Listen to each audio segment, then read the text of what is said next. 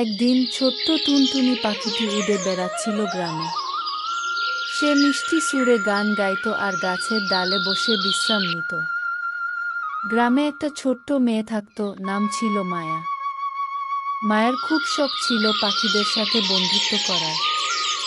প্রতিদিন সে ঘরের সামনে দাঁড়িয়ে পাখিদের ডাকত, কিন্তু কোনো পাখি তার কাছে আসত না। একদিন মায়া দেখল যে টুনটুনি পাখিটি তাদের বাগানে ঘুরছে। সে খুব আনন্দ পেল।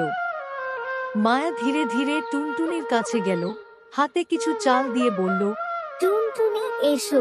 প্রথমে টুনটুনি একটু ভয় পেয়ে উড়ে গেল, কিন্তু মায়ের মিষ্টি ডাক আর কোমল স্বভাব দেখে ফিরে এলো। তারপর থেকে টুনটুনি প্রতিদিন মায়ের কাছে আসতো।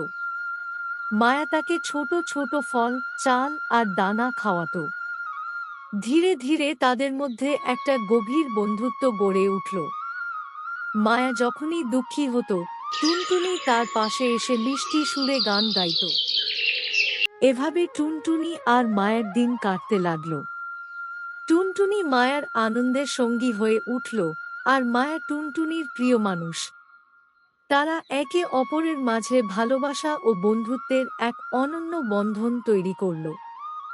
শেষমেশ টুনটুনি উড়ে গেল বট গাছের দিকে, আর মায়া তাকিয়ে হাসল, কারণ সে জানত টুনটুনি আবার ফিরে আসবে।